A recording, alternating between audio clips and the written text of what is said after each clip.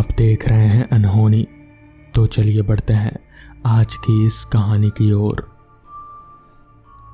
ये उन दिनों की बात है जब मैं इलाहाबाद में रहता था। पापा इलाहाबाद में नया नया उनका ट्रांसफ़र हुआ था। हमें सरकारी फ्लैट अलॉट हुआ था। हम शायद ठंडियों में शिफ्ट हुए थे। ठंडियों के समय इलाहाबाद में बहुत ठंड होती है। अच्छा ये था कि हम चौथे फ्लोर पर थे। इससे ऊपर सीधा छत था, तो धूप सेकने के लिए हम छत पर जा सकते थे। अभी हमें शिफ्ट हुए ज़्यादा वक्त नहीं हुआ था, तो आसपास किसी से पहचान नहीं हुई थी। पापा तो ऑफिस चले जाते हैं, फिर घर में मैं और मेरी मम्मी ही रहते हैं। हम दोनों अक्सर धूप सेकने छत पर चले जाते थे। एक बार की बात है, मैं और मम्मी धूप सेकने दोपहर के लगभग 3 बजे छत पर पहुंचे। वहां पर हमें आज सामान्य से थोड़ा ज़्यादा समय लग गया और अंधेरा होने लगा। हमने इस पर ध्यान नहीं दिया और आपस में ही कुछ बातें कर रहे थे। हमारी बिल्डिंग के सामने वाली बिल्डिंग में जो आंटी रहती थी, उन्होंने हमें छत पर टहलते देख लिया। उन्होंने जल्दी से शायद हमारी बिल्डिंग के हमारे नीचे रहने वाली आंटी को फ़ोन किया। 2 मिनट में ही नीचे वाली आंटी ऊपर आ गई। उन्होंने हमसे कहा कि अंधेरा होने पर छत पर कभी कभी बंदर और लंगूर आ जाते हैं। 1-2 बार उन्होंने बच्चों को चोट भी पहुंचाई है, तो आप लोग नीचे आ जाइए। मम्मी और मैंने ये बात मान ली और हम लोग नीचे आ गए। इसी बहाने मम्मी और उन आंटियों से बातें होने लगी। ये बात हमारे लिए आई गई हो गई, पर हम लोग अंधेरा होने पर छत से नीचे आ जाते हैं। अगले महीने हमारे यहाँ मेरी नानी आई। उनको इलाहाबाद घूमना था, तो इसी बहाने वो हमारे नए फ्लैट में आ गई। एक शाम की बात है, पापा ऑफिस से लौटे नहीं थे। मम्मी खाने की तैयारी कर रहे थे और मैं शायद से लैपटॉप पर गेम खेल रहा था। नानी अकेले छत पर थी। वो गई तो थी धूप सेकने, लेकिन फिर थोड़ी शाम हो जाने पर वहीं माला जपने लगी। नानी आंख बंद करके माला जप रही थी। शाम बस शुरू ही हुई थी, तो थोड़ा उजाला अभी भी था। इतने में नानी को लगा कि जैसे उनके साथ कोई और भी छत पर है। नानी की नज़र ज़्यादा अच्छी नहीं थी। दूर का देखने के लिए उन्हें चश्मा लगाना पड़ता था। किस्मत से वो चश्मा लाई हुई थी। चश्मा लगाकर उन्होंने इधर उधर देखना शुरू किया। उनकी नज़र पानी के टंकी के पीछे गई। कोई टंकी को पीछे से छिपकर उनको देख रहा था। उसका पूरा चेहरा तो नहीं दिख रहा था, बस सिर के बाल, माथा, आंखें और नाक का ऊपर का हिस्सा। बाकी पूरा टंकी के पीछे छुपा हुआ था। नानी की नज़र इतनी तेज तो नहीं थी, लेकिन उनको ऐसा लग रहा था कि ये जो भी है, उसकी आंखें सामान्य से ज़्यादा बड़ी है। नानी उठकर टंकी के पास गई। उनको लगा कि कोई बच्चा है शायद, लेकिन जब उन्होंने टंकी के पीछे देखा तो वहाँ कोई नहीं था। यह अजीब था। जो भी होता, अगर वो भागता तो भागते हुए दिख जाता, वरना कम से कम आवाज़ तो हो ही जाती भागने की। लेकिन ऐसा कुछ नहीं हुआ। ऐसा लग रहा था कि टंकी के पीछे कोई था ही नहीं। नानी कंफ्यूज होकर वापस अपनी जगह पर जाने को हुई, लेकिन अब की बार नानी को वही चीज़ पानी की दूसरी टंकी के पीछे छुपी दिखी। वो फिर से नानी को उसी तरह छुप कर देख रहे थे। पानी की दूसरी टंकी पहली वाली से करीब 15 फीट की दूरी पर होगी। इतनी जल्दी वो चीज़ बिना किसी आवाज़ के वहाँ चली गई। नानी को समझ में आ गया कि ये कुछ गड़बड़ मामला है। वो अपना सामान छोड़कर नीचे आ गई। उन्होंने मम्मी को बताया कि उनके साथ क्या हुआ ऊपर। मम्मी इन सब चीज़ों को मानती थी, इसलिए उन्होंने इसे नानी का वहम नहीं समझा।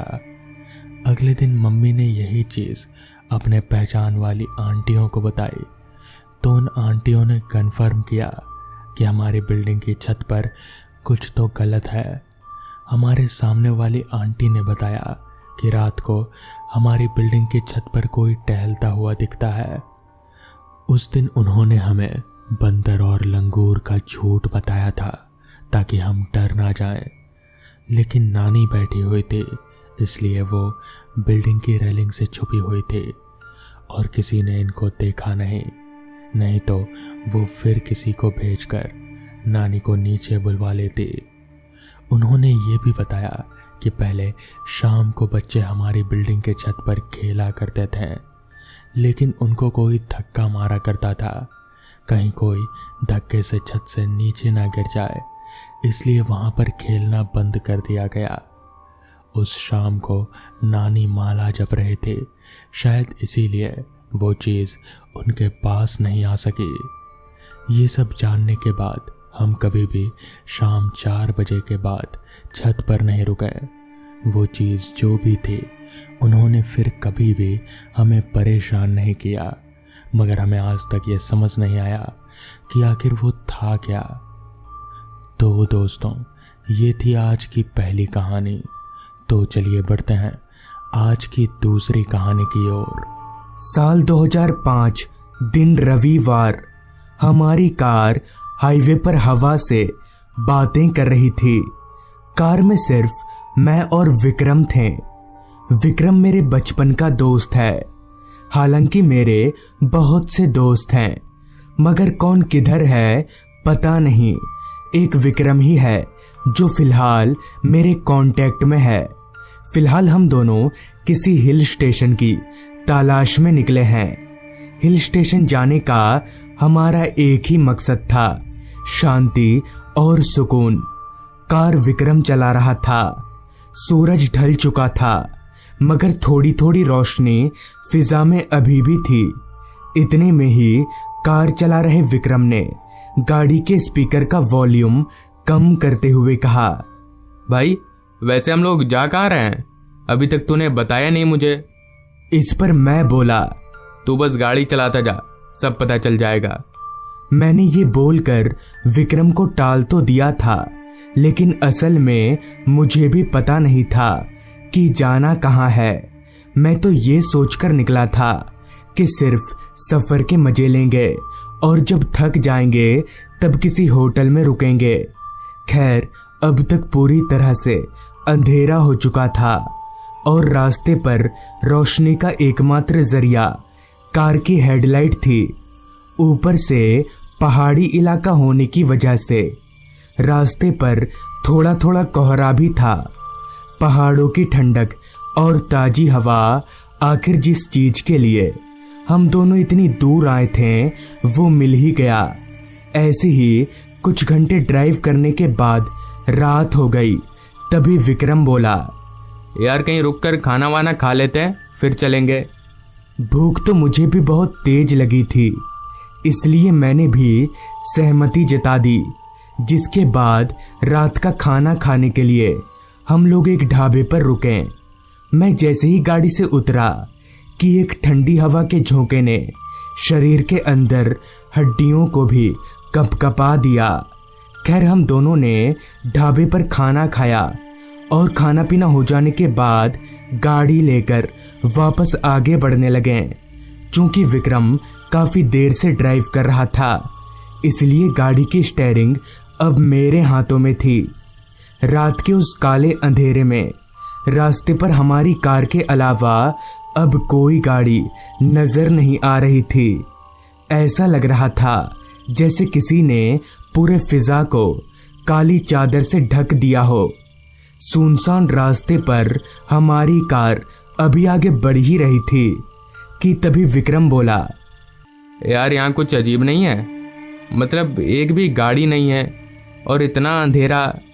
शायद विक्रम के ये बोलने की ही देरी थी कि तभी तेजी से रास्ते पर दौड़ती हमारी कार झटके खाकर अचानक ही बंद पड़ गई। मैंने गाड़ी रीस्टार्ट करने की कोशिश भी की, मगर कार किसी बिगड़ैल बच्चे की तरह स्टार्ट ना होने की जिद पर अड़ी रही। लिहाजा मैं और विक्रम हम दोनों गाड़ी से बाहर निकले और बोनट खोलकर इंजन की जांच करने लगे, मगर इंजन में तो सब कुछ ठीक ही दिख रहा था। जब बहुत ढूंढने के बाद भी इंजन में कोई फॉल्ट नहीं मिला तो मैंने बोला, यार अब क्या करना है? इस पर विक्रम बोला, अब क्या, यहाँ इस जंगल में थोड़ी कोई मैकेनिक मिलेगा।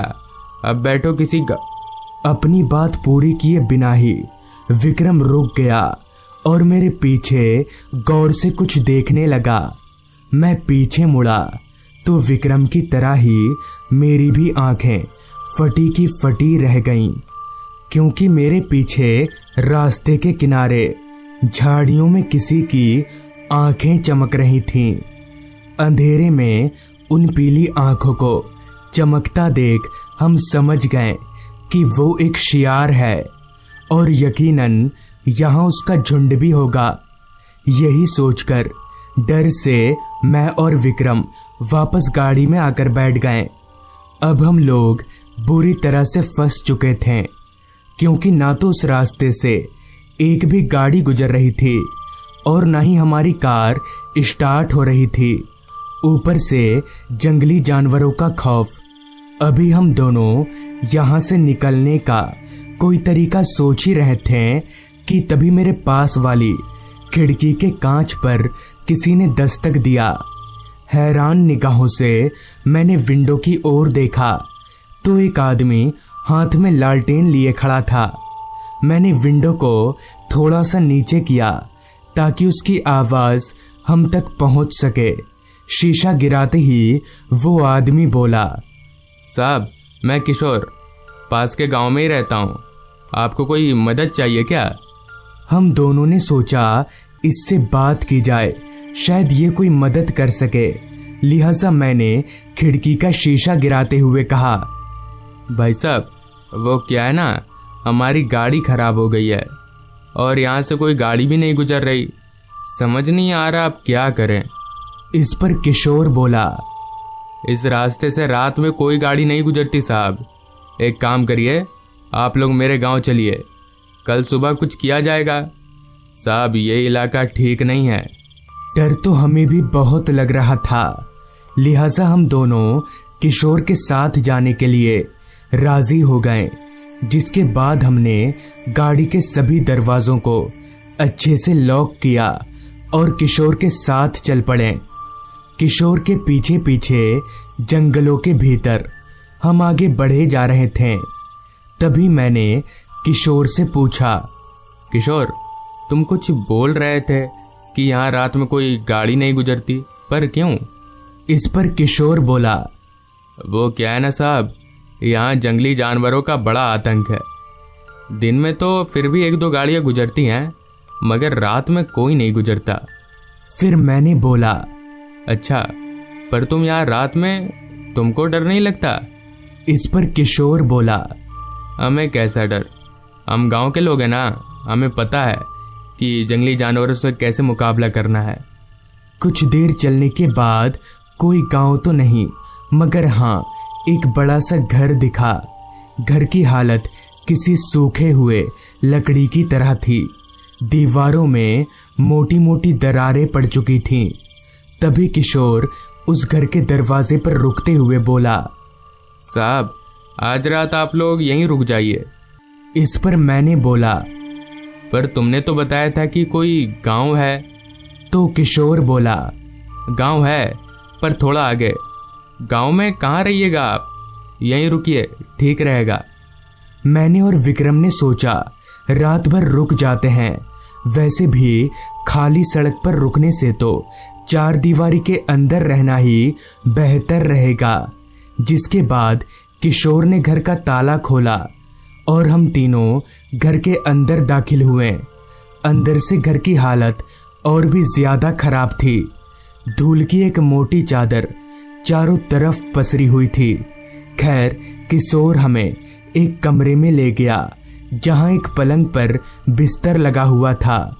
उसने बिस्तर पर फैले धूल को थोड़ा बहुत झाड़ दिया और अपनी लालटेन को वहीं जमीन पर रखते हुए बोला, आप दोनों यहीं सो जाइए, मैं बाहर हूँ, कोई ज़रूरत पड़े तो बाहर आकर मुझे बोलिएगा।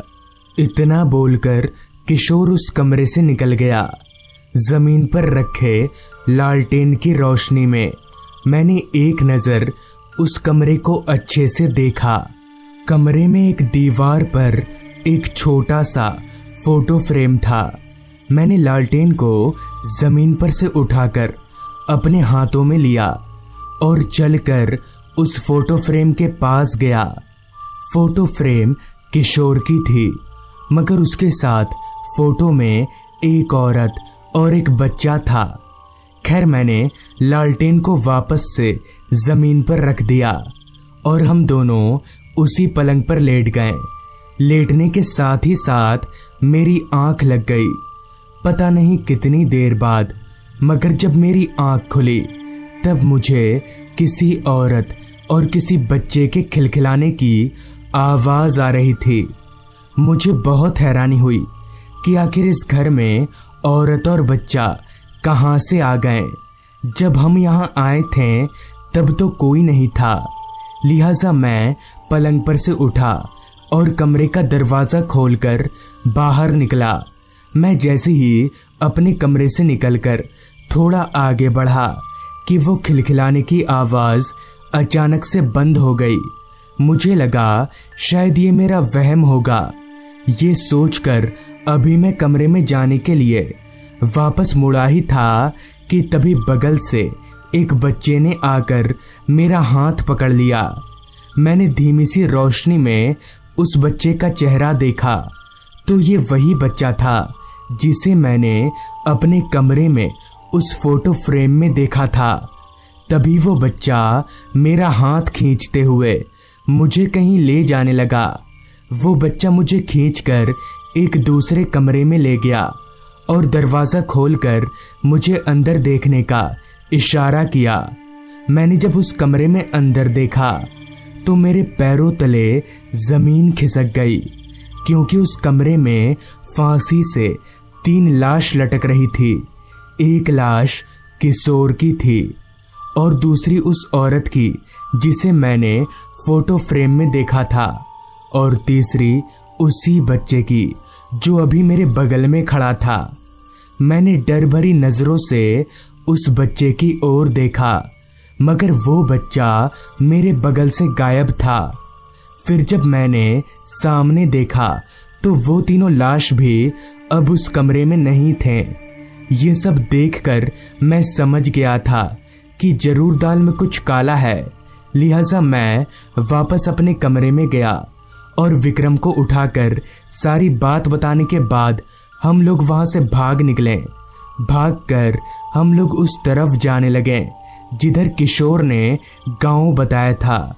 हम लोग भागकर सीधे उस गांव में पहुंचे और वहां के लोगों को सारी बात बता दी, जिस पर उन्होंने बताया कि दरअसल वो लड़का किशोर का बेटा था और वो फोटो वाली औरत उसकी पत्नी।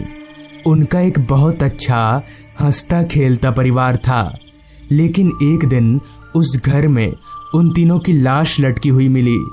अब उन्होंने ऐसा क्यों किया ये तो कोई नहीं जानता, मगर हाँ, उन तीनों की आत्माओं ने कभी किसी को आज तक नुकसान नहीं पहुंचाया। तो दोस्तों, ये थी आज की कहानी। अगर आपको ये कहानी ज़रा भी अच्छी लगी हो तो हमारे चैनल को ज़रूर सब्सक्राइब कर लें। तो मैं आपका दोस्त आर्यन जल्द ही मिलूंगा आपसे ऐसी ही एक कहानी के साथ।